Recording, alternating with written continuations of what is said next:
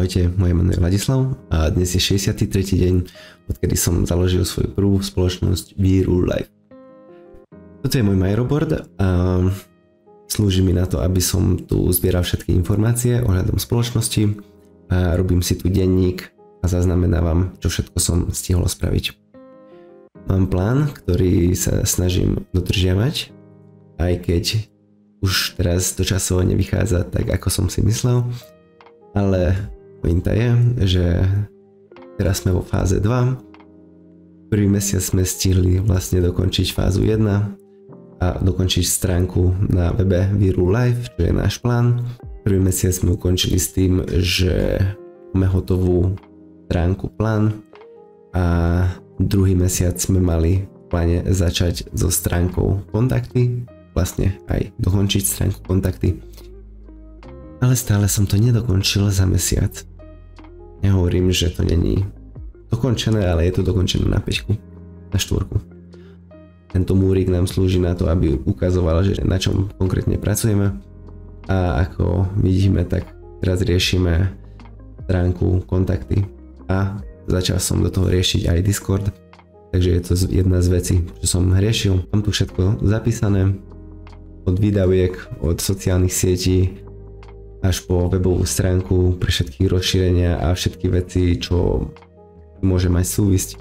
Všetky svoje kroky si zapisujem do denníka a tu už je denník pre mesiac 3 a ja vám chcem ukázať, čo som robil druhý mesiac. Tu máme vlastne prvý mesiac zhrnutie a tu už máme ďalší mesiac zhrnutie. Prvý týždeň som nič iné vlastne nerobil ako to, že som vydával video z rekapitulácie prvého mesiaca, hej. Toto video som robil prvý týždeň a poriadok v Mire. Ďalšia vec, čo som spravil, bolo, že sme pridali rozšírenia. Na webovej stránke sa dajú pridávať rozšírenia, čo nám dajak vylepší webovú stránku v ideálnom prípade. A tu sme použili na bezpečnosť, na tracking, na formuláre a na Discord. A všetky rozšírenia sme dali aj tu do Mira, nech to máme tak organizované a pred očami. Tieto sú rozšírenia, ktoré sú nainštalované, ale nepoužívam všetky, nakoľko zatiaľ to nie sú potrebné. Ďalšia vec, čo som spravil, bolo, že sme riešili stránku pre ochranu osobných údajov a tiež sme riešili cookies. Keď máte webovú stránku alebo nejaký biznis, tak povinne musíte mať na webovej stránke to, že ako vaša stránka spracováva osobné údaje a aké cookies používa, to znamená, že aké rozšírenia sú nainštalované, ktoré dajak by mohli tiež spracovávať osobné údaje tých ľudí, ktorí vám chodia na stránku. Takže všetky tieto veci musíte mať presne spísané v ochrane osobných údajov a v súbore cookies, čo používate, prečo, ako, prečo, ako dlho. Zatiaľ to vyzerá takto, ale budem sa musieť ešte na to pozrieť, lebo ja som si úplne istý, že by som to vedel, že by to prešlo bez pokuty. No ale ďalšia vec, čo som spravil, je, že som prerobil tie predpokladané časy ukončenia. Teraz tu máme, bol tu november 30, do konca novembra určite nedokončím fázu 2, nakoľko tu ešte potrebujem dokončiť stránku kontakty, ktorá je dokončená na 4. Filozofia a domov ešte vôbec nie je dokončená, takže na to sa budem musieť pozrieť. Ale pridal som progress bar, ktorý nám meria, že koľko percent máme hotové. Čím ďalej, tým viac si myslím, že tie percentá by mali byť možno tu takde, lebo som si myslel, že to už doklepnem tie 3 stránky do konca mesiaca, ale za mesiac som nedokončil ani stránku kontakty poriadne, takže neviem. Ale nevadí. Možno to zmením aspoň na 40%. To isté som spravil aj pri fáze 3. Tu už máme nejaké percenta, nakoľko navrhnúť presnú cestu používateľa krok za krokom pre MVP v Miro. To znamená, že ako bude používateľ aplikáciu už máme, ale je to veľmi začiatočnícka fáza. Ale na to sa vrátime trošku neskôr. Najprv musíme dokončiť stránku a potom môžeme riešiť aplikáciu. Ďalšia vec, čo sme spravili, je, že sme pridali menovku na poštovú schránku konečne. Prešli 2 mesiace a vec, ktorú som mal už urobiť asi prvý deň, tak čakala dlho. Takže hej, tam je veľký Virul Life a tu je poštová schránka pre Virul Life. Ale už to je hotové. Trošku som na to inak zabudol. Párkrát.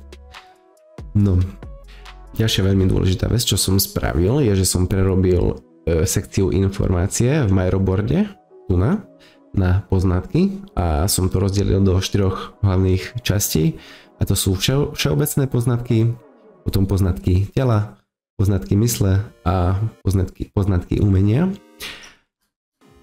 Predtým to vyzeralo, ukážem. Predtým to bolo takto, hej, tu boli informácie, skoro nič. A teraz poznatky dír. Áno, takže cieľom je pozbierať najlepšie informácie sveta a mať to tu. Takže keď máte nejaké informácie, ktoré vám výrazne uľahčili život a myslíte, že veľa ľudí o tom nevie a dokáže sa to človek naučiť s tým, že len to pochopí a vie to využiť, tak určite budem rád, keď mi to poviete. Nakoľko pointa je tá, že chceme vytvoriť aplikáciu, možno by sme mohli v rýchlosti prebehnúť, čo všetko tu je. A úprimne je tu zatiaľ bordel a nie je tu skoro nič, ale snažím sa vytvoriť nejakú základnú štruktúru informácií o tom, že čo všetko by tu mohlo byť. A nakoľko na svete je strašne veľa tém a strašne veľa vecí, čo sa dá naučiť, zatiaľ to nevyzerá najkrajšie, ale bude to práca asi na roky, na veľa rokov, kým budem mať všetky tie informácie, ktoré budú top strop bomby najlepšie, ktoré existujú v rýchlosti. Hej, som tu dal, že finančná gramotnosť, umelá inteligencia, práca, zákony. Začal som tu trošku riešiť Slovensko, lebo som zistil, že vôbec neviem, ako funguje krajina a nebolo by asi zle vedieť. Taká demokracia, hej, ako taká naša. Takže hej, Boh, viera, to je čo sa týka nejakých všeobecných informácií. Jedna veľmi dôležitá téma, čo určite chcem riešiť, je história, aby ľudia pochopili, že kade sme to prišli a čo sa tu všetko stalo. Pridal som si tu aj nejaké PDF-ka kníh, ktoré som už predtým čítal a zistil som, že sú v tom informácie, ktoré mi určite veľmi pomohli v živote. Ale problém bol, že veľakrát, keď človek tie knihy číta, ja som zvyčajne počúval tie knihy, tak pritom možno aj dačo robíte a toľko informácií vám ujde, že keď tú knihu vypočujete potom ešte hoci koľkokrát, tak stále budete počuť dačo nové. Takže čo by bolo ideálne mať všetky tieto protokoly a všetky tieto lifehacky, ktoré tieto knižky ponúkajú na jednom mieste a vlastne mať databázu informácií o témach, ktoré sú celkovo dajak veľmi dôležité k tomu, aby človek mal plnohodnotný alebo nejaký taký lepší život, si myslím. A konec koncom by som to chcel prezdieľať ľuďom. Nech každý má k tomu prístup, nech každý sa môže učiť. Alebo ideálne vytvoriť z toho aplikáciu Oursteads, ktorej všetky tieto protokoly a lifehacky budeme môcť sa naučiť. Možno nejaké questy. Hocičo. Ako som spomínal, som prečítal veľa kníh, vypočul veľa kníh a boli tam perfektné tipy, ale keď si to človek nezapíše tam hneď alebo nemá proste brutálnu pamäť a má tu možnosť sa na to dajak fokusovať a si to uložiť v hlave, tak OK, ale veľakrát tak veľa informácií nám unikne, že proste stáva sa. Takže čo sa týka možno tela, zdravie, spánok, strava, doplnky výživy až 2-krát, držanie tela, dýchanie, regenerácia, čakra, city, proste všetko, hej.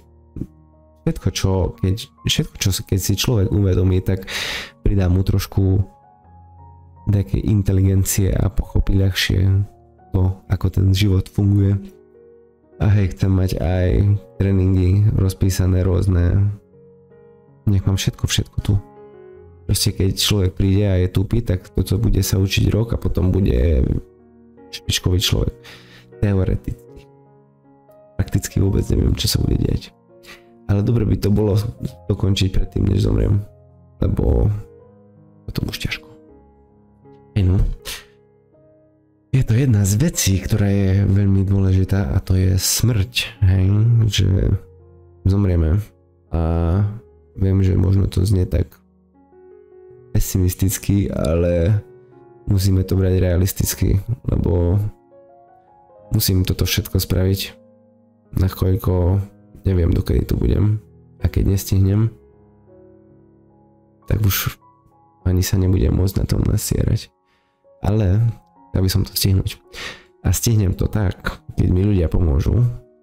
To znamená, že na to som chcel vytvoriť môj Discord server. A na Discord serveri by som chcel mať, by som ukázal, že zatiaľ ako to vyzerá, a keď konečne dokončím ten Discord server, tak veľmi by som tam rád privítal aj ľudí, ktorí teoreticky by mohli mať podobný mindset, že OK, tak kým tu žijem, tak idem zbierať s Lacim tu na najlepšie informácie na svete. Hej, znie to tak čudne, ale raz to treba pozbierať. A potom si predstav, že máš zdroj, ktorý, OK, chceš byť múdry, tak tu nás sa uč z toho. A môžeme tam mať najlepšie zdroje na svete, ktoré reálne máme teraz. Lebo potom čo bude? Lebo potom príde AI a z každého urobí debila. A už aj tak ľudia nevedia ani čo chcú, to je ten problém. Ale nevadí. Čo bude cieľom mojej stránky kontakty, je, aby ľudia sa mohli dostať na môj Discord server. Zatiaľ ten Discord server vyzerá tak, to je časť vítaj, potom časť komunita a potom vlastne tie 4 hlavné poznatky, ktoré som už ukazoval aj tu. A čo je môjim cieľom, je zatiaľ vytvoriť komunitu ľudí, ktorí tu sa učiť, ktorí už možno máte aj nejaké nápady alebo nejaké myšlienky alebo nejaké dobré zdroje o rôznych témach, ktoré si myslíte, že vážne vás daj posunie aspoň trošku dopredu v živote.